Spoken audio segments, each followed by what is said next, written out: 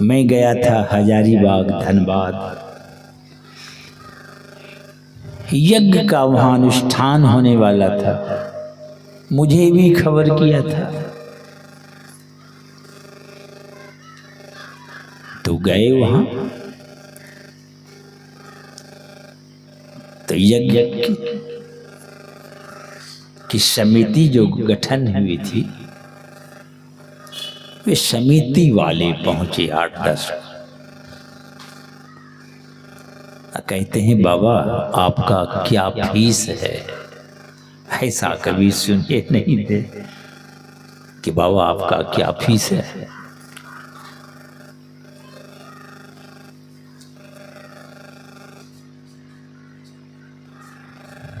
तो मैंने कहा कि हमारा कोई फीस नहीं है। तो नहीं बाबा, काशी से आया है, कोई बनारस से आया है, कोई हरिद्वार से आए हैं,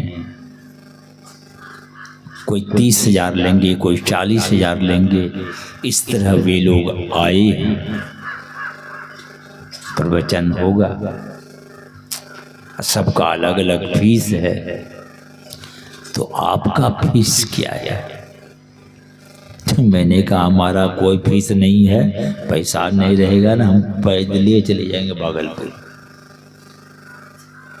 पैदल चले जाएंगे, पर हमारा कोई फीस नहीं है। उन लोगों को बड़ा आश्चर्य लगा कि सब आए हैं फीस पर, एक से एक महात्मा वक्ता सब। तो मैंने कहा अच्छा ये बताइए, किसी एक व्यक्ति को ब्रह्मांड की सारी संपत्ति दे दी जाए, क्या दुख का जड़ कट जाएगा? उसमें भी पढ़े लिखे विद्वान सब थे। काकिन्ना एक से एक चक्रवर्ती सम्राट आए, बहुत झक मार के मर गए।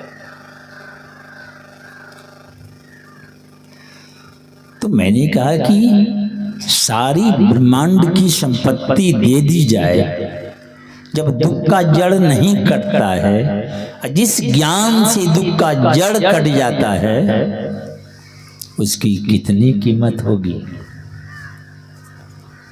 जो दुख के जड़ को काट दे, उसकी क्या कीमत होगी? सब चुप रहे। तो मैंने कहा इसलिए हमारा कोई फीस नहीं है। सत्संग हुआ वहां, फीस ले लेके लोग चले गए। वहां कुछ लोग दीक्षा लिए, संत मत का ध्वजा फहराया, जिला अधिवेशन हुआ, संत मत का वहां ज्ञान का प्रचार हुआ। हम भी फीस लेके चले जाते, टाइम फीस हो जाता।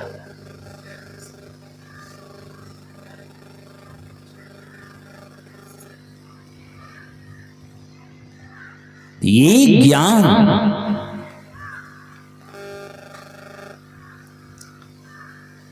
वैसे तो ज्ञान के 4 अंग हैं। पहले सुनिए श्रवण ज्ञान,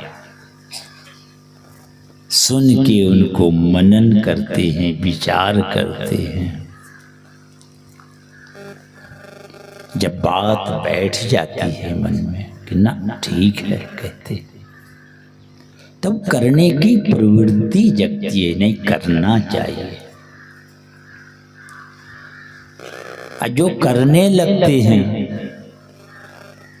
उसी को ना अनुभव होगा।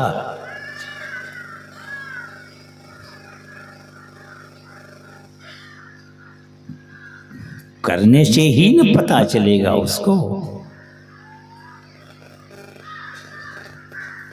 तो ये निधिध्यासन तब अनुभव होता है।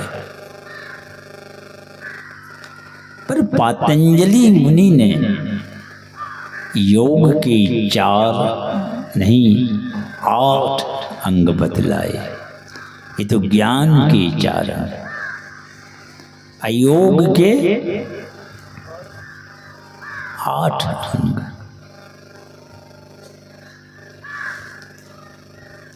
ध्यान को 7वीं सीढ़ी पर रखे हैं, 8वीं पर तो समाधि है, जहां समाधान हो जाता है। सब लोग समाधान करने में लगे हैं। जैसे हिसाब बनाते हैं ना, तो अलग अलग फॉर्मूला लगाते हैं। नहीं, आंसर सही नहीं आ रहा है तो आप समझ लीजिए इस संसार के तमाम फॉर्मूला से वो हिसाब हल होने वाला नहीं है। हुआ है आज तक?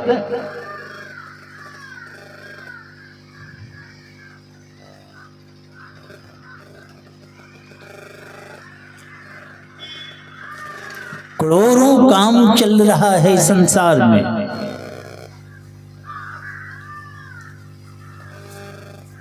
तो सुनिए पहले। इसलिए हमारे गुरु महाराज कहते हैं, इसलिए नित्य प्रति सत्संग कर ले प्यारा, तेरा कार्य सरे। तुम्हारा काम बनेगा, पर बनेगा कैसे? तो सारी कार्य को पहले निर्णय करो कहते हैं, फैसला करो करना क्या है।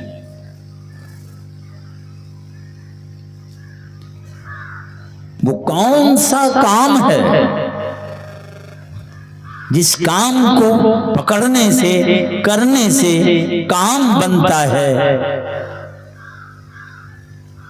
कौन बताएगा वह काम? काम तो सब कर रहे हैं, पर काम किसी का बन नहीं रहा है, बने सब दुख में ही रह जाते हैं। तो हमारे गुरु महाराज बड़ी कृपा की है।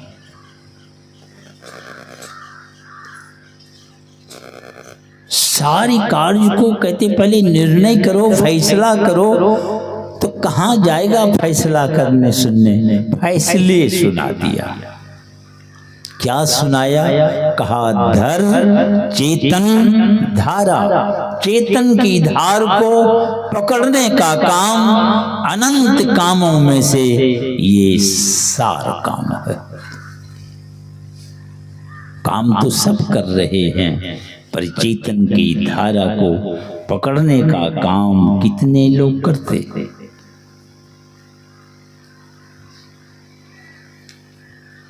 जिन्होंने चेतन की धारा को पकड़ने का काम किया है, उसी का काम बना है।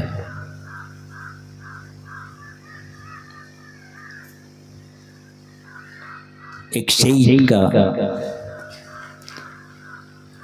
बहुत लंबा चौड़ा कारोबार, समुद्र मार्ग होके माल उसका जाना आना होता था। तो जहाज भी वैसे ही, समुद्री जहाज। अब माल लदा है, जहाज फंस गया, खराब हो गया। अब अरबों की संपत्ति है जहाज पर, कहीं डूब गए तो गए। बहुत मिस्त्री को बुलाए गए, कोई नहीं चला सका उस जहाज को। तो एक व्यक्ति कहते हैं, अमुक जगह एक है मिस्त्री, वो वृद्ध हैं, उसको बुलाइए। अगर उससे नहीं होगा तो फिर है कोई नहीं ठीक करने वाला। तो गए उसके पास। उस मिस्त्री को कहते हैं, वे भी वृद्ध हो गए थे। कहा देखो हमारा 10,000 फीस है,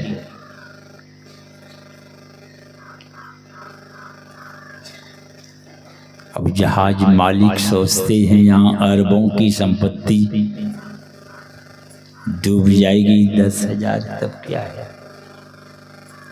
उसमें 10,000 यहाँ 100 रुपया के वैल्यू है।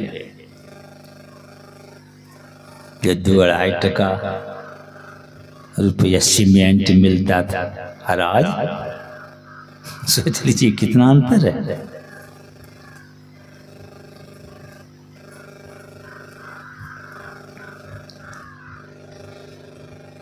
तो कहा ठीक है चलिए। मिस्त्री एक हथौड़ा लिए वहां से चले।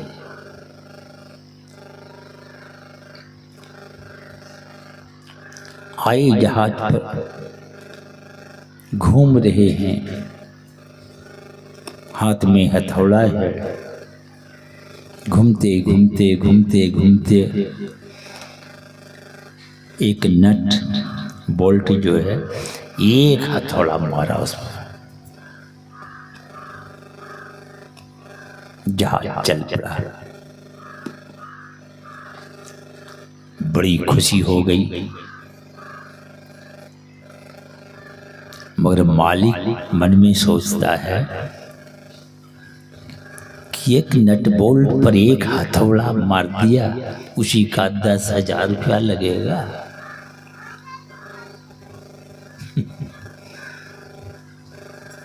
तो सेठ जी कहते ही मिस्त्री से, इसी का 10,000 रुपया देना पड़ेगा। तो मिस्त्री क्या कहते हैं, आपके जहाज में लाखों नट बोल्ट है, किस नट को ठोकने से चलेगा? आप ही कहे न ठोक लिए जो मुझे बुलाए।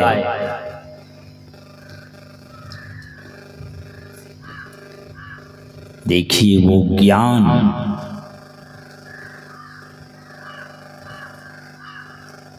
एक ही नट को ठोका है, जहाज चल पड़ा है। नहीं तो 150,000 बहुत मिस्त्री आए, ठोकते ठाकते थक गए, नहीं चला। तो वैसे ही करोड़ों करोड़ आदमी हैं, कोई हाथ पर हाथ रख के बैठे नहीं हैं, मगर जहाँ के तहाँ हैं वे बैठे हुए, आंख बंद है, अंधरिया में सब बैठे हुए। बाबू बैठे हैं कि बाबा भी बैठे हैं, आंख बंद कर देखते रहिए, अंधकार में हैं कि कहाँ हैं आप। 10 साल 20 50 60 बरस हो गए हैं। जिस दिन भजन भेद लेने बैठे थे, उस दिन तो अंधरिया में थे ही, और 20 25 50 को पार कर रहे हैं। आज भी आंख बंद करते हैं तो अपने को वही अंधरिया प्लेटफार्म पर पाता है। अरे भाई प्लेटफार्म पर हो तो गाड़ी पकड़ना था, तो गाड़ी नहीं मिली। गाड़ी तो मिलेगी प्लेटफार्म से ही।